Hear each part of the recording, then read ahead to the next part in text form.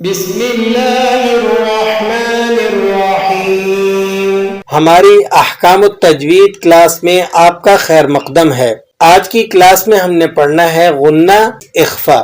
غنہ اور اخفا کا آج کے سبق میں ہم نے ایک کمپیریزن کرنا ہے، جس میں ہم نے غنہ اور اخفا کو اچھے طریقے سے سمجھ لینا ہے۔ اس سے قبل آپ نے غنہ اور اخفا کے متعلق جتنی بھی ویڈیوز آپ نے دیکھی ہوں گی تقریباً نامکمل ہوں گی۔ آج کے اس سبق میں ہم انشاءاللہ آپ کے لیے غنہ اور اخفا کو اس انداز میں پیش کر دیں گے کہ آپ کو دوبارہ کبھی بھی اس میں پریشانی نہیں ہوگی۔ تو آخر تک جڑے رہیے گا اور پوری بات سن کر جائیے گا تاکہ قرآن کریم کو پڑھنے میں پریشانی اور دقت کا سامنا نہ ہو۔ آپ جانتے ہیں کہ غنہ اور اخفا یہ قرآن کریم کے اہم پوائنٹس ہیں، اور ان کو صحیح ادا نہ کرنے کی وجہ سے قرآن کریم کا طرز بھی بدل جاتا ہے اور ہم غلطی کر کے گناہ کے مرتکب بھی ہوتے ہیں۔ تو ہم میں سے اکثر لوگ غنہ کو تو سمجھتے ہیں، لیکن بہت سارے لوگوں کو اخفا کے معاملے میں پریشانی رہتی ہے، تو سوالات بھی آتے رہتے ہیں۔ تو اس لیے سوچا کہ ایک سبق بنا کر ڈال دیا جائے تاکہ ہر دیکھنے والے کے لیے معین و مددگار ثابت ہو۔ تو سب سے پہلے چلتے ہیں اور غنہ کے لغوی معنی سمجھ لیتے ہیں۔ غنہ کے لغوی معنی ہے بھن بھناہٹ، جسے انگلش میں ہم بازنگ ساؤنڈ یا ہمنگ ساؤنڈ کہتے ہیں، ٹھیک ہے۔ اور اصطلاح کے اندر غنہ کے معنی ہوتے ہیں اس آواز کو جو ناک کے بانسے سے نکلتی ہے، ٹھیک ہے۔ تو اب قرآن مجید میں ہم اگر دیکھیں تو ہمیں صرف 2 ورڈز ایسے ملتے ہیں جہاں ہم نے غنہ ادا کرنا ہوتا ہے۔ ان میں سے ایک ہے نون مشدد اور دوسرا ورڈ ہے میم مشدد۔ تو ہم جب بھی غنہ ادا کریں گے یا تو ہم نون مشدد پر ادا کریں گے یا پھر میم مشدد پر ادا کریں گے۔ نون مشدد کی آپ مثال دیکھیں قرآن کریم میں، جیسے ان اللہ،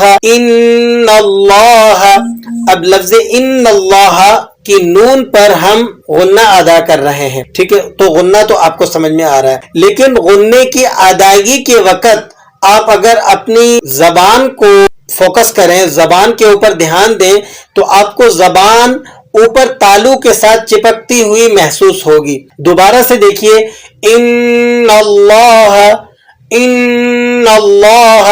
جب تک ہماری زبان اوپر تالو کے ساتھ نہیں لگتی اس وقت تک ہمارا نون مشدد کا غنہ ادا نہیں ہوگا۔ دوبارہ سے اس بات کو سن لیجئے کہ نون مشدد کے غنہ کو ادا کرنے کے لیے آپ کو اپنی زبان کو قابو میں لاتے ہوئے اوپر تالو کے ساتھ چپکانا پڑے گا، ٹھیک ہے۔ یہ زبان آپ کی محتاج نہیں ہے کہ آپ اس کو کہیں بھی چھوڑ دیں اور آپ غنہ نون مشدد کا ادا کر لیں، ایسا ممکن نہیں ہے۔ آپ نے زبان کو اوپر تالو کے ساتھ لگانا ہے اور تب جا کر آپ کا نون مشدد کا غنہ ادا ہوگا۔ اب آپ غور کیجئے اور اس پر دوبارہ سے غنہ ادا کیجئے، ان اللہ، اور دوسرا لفظ ہے میم مشدد۔ میم مشدد پر جب آپ غنہ ادا کرتے ہیں تو آپ کو اپنے ہونٹ آپس میں ملتے ہوئے محسوس ہوں گے۔ میم مشدد کی غنہ کی ادائیگی میں ہونٹوں کا آپس میں ملنا ضروری ہے۔ جب تک آپ ہونٹوں کو آپس میں نہیں ملائیں گے میم مشدد کا غنہ ادا نہیں ہوگا۔ اب آپ مثال کو دیکھ کر اس پر غور کیجئے، وَمِمَّا رَزَقْنَاهُمْ يُنْفِقُونَ، وَمِمَّا رَزَقْنَاهُمْ يُنْفِقُونَ۔ تو یہ ہے نون مشدد اور میم مشدد۔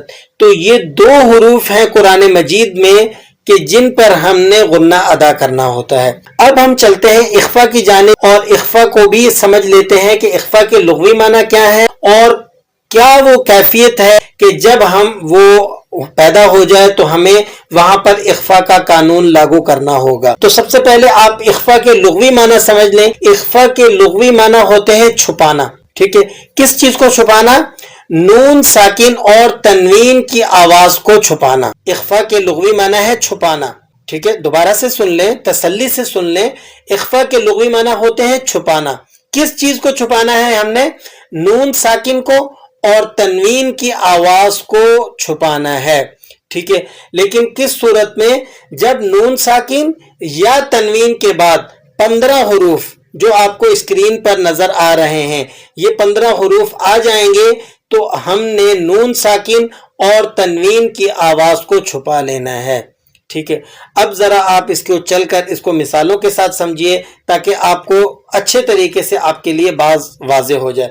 جیسے ایک لفظ دیکھیں، آتا آتا. اب آتا میں نون ساکن ہے، ٹھیک ہے، اور اس کے بعد تا آ رہی ہے. تا آپ کو ان 15 حروف میں نظر آئے گی جن کو ہم نے ہائی لائٹ کیا ہے کہ یہ 15 حروف ہیں. اگر یہ نون ساکن یا تنوین کے بعد آتے ہیں تو یہ اخفا کے 15 حروف اگر آپ کو نون ساکن یا تنوین کے بعد نظر آ جائیں تو آپ نے وہاں پر اخفا ادا کرنا ہے. ٹھیک ہے، اور اخفا کی ادائیگی کے اندر آپ دیکھیں گے کہ آپ کی زبان اوپر تالو کے ساتھ نہیں چپکے گی. دیکھیں اب آپ اس کی آواز پر غور کیجئے. آتا، آپ کی زبان کہاں ہے؟ یہ بیچ میں ہے، بالکل سینٹر کے اندر آپ کو نظر آ رہی ہے، نہ اوپر جا رہی ہے نہ نیچے جا رہی ہے، بلکہ بیچ میں ہے. کیسے؟ آتا. اب اگر کوئی اس کے اندر جو ہے اخفا کی آواز کے اندر زبان کو اوپر تالو سے لگا دے آتا تو اس کی آواز بگڑ جائے گی. ٹھیک ہے، اب آپ غور کیجئے اور میرے ساتھ ساتھ اس کو ادا کرنے کی کوشش کیجئے. آتا آتا، تو دیکھیں آپ کو اخفا نکلتا ہوا محسوس ہوگا. یہ ہے نون ساکن کا اخفا. ٹھیک ہے، تو نون ساکن کے بعد اگر 15 حروف میں سے کوئی ایک حرف آ جائے تو وہاں ہم نے اخفا ادا کرنا ہوتا ہے. دوسری چیز ہے تنوین. تنوین آپ کو پتا ہے 2 زبر 2 زیر 2 پیش کو تنوین کہا جاتا ہے. تو تنوین آ جائے جب اور اس کے بعد یہ 15 حروف جو اخفا کے ہیں ان میں سے کوئی بھی ایک حرف آ جائے تو وہاں بھی ہم نے اخفا ادا کرنا ہوتا ہے. جیسے اس کی مثال دیکھیں، ان اللہ علی کل شیء قدیر. شیء قدیر، ٹھیک ہے، حمزہ کے نیچے 2 زیر کی تنوین لگی ہوئی ہے اور آگے تو جب 2 زیر کی تنوین آ گئی اور اس کے بعد قاف حروف اخفا کا آ گیا تو اب ہم نے یہاں پر اخفا ادا کرنا ہے. کس طرح سے؟ شیء قدیر. اب یہاں کوئی غنہ ادا کرے تو ایسا درست نہیں ہے، بلکہ آپ نے یہاں پر اخفا کرنا ہے. تو اخفا کی آواز کے ادائیگی میں آپ کی زبان اوپر تالو کے ساتھ نہیں چپکے گی بلکہ آپ کو سینٹر میں تھمی ہوئی ایک جگہ رکی ہوئی محسوس ہوگی. اب آپ اس کو دوبارہ سے پڑھیے، ان اللہ علی کل شیء قدیر. علی کل شیء قدیر. جبکہ غنہ کے اندر ہماری زبان کہاں چلی جاتی تھی؟ اوپر تالو کے ساتھ چپک جاتی تھی. اخفا کے اندر یہ صورتحال نہیں ہے. تو یہ تھا ہمارا آج کا سبق جس میں ہم نے سیکھا کہ غنہ اور اخفا کے درمیان میں کون سے ڈیفرنس ہیں، ان کی آوازوں میں فرق کس صورت میں آتا ہے، ادائیگی کے اندر کون کون سی ایسی چیزیں ہیں جن کو نمایاں طور پر سمجھ لینا ضروری ہے تاکہ ہمارے پڑھنے سے قرآن کریم کے اندر ہمارا طرز نہ بدلے اور ہم قرآن کریم میں اس غلطی کی مرتکب نہ ہوں جس کے اندر عام طور پر لوگ جس غلطی کا شکار ہیں. تو امید کرتا ہوں آپ کو قرآن کریم کی یہ اہم پوائنٹس اچھے طریقے سے سمجھ میں آ گئے ہوں گے اور دوبارہ آپ جب بھی غنہ ادا کریں گے یا اخفا ادا کریں گے تو آپ ایک کی جگہ پر دوسرے کو ادا نہیں کریں گے. اکثر لوگ اس میں غلطی کرتے وقت کیا کرتے ہیں کہ غنہ کے اندر اخفا کو ڈال دیتے ہیں اور اخفا کے اندر اظہار کرنے لگتے ہیں. تو اس طرح کی غلطیاں اس صورت میں پیش آتی ہیں جب انسان لا علمی کا شکار ہوتا ہے. تو انشاءاللہ آج کے سبق کو سن لینے کے بعد اور اچھے طریقے سے سمجھ لینے کے بعد دوبارہ سے آپ اس غلطی کو کبھی بھی نہیں دہرائیں گے. اور سبق سمجھ آئے تو جتنا ہو سکے آگے سیکھنے والوں تک اسے شیئر کیجئے. دعاؤں میں یاد رکھیے. السلام علیکم ورحمۃ اللہ وبرکاتہ.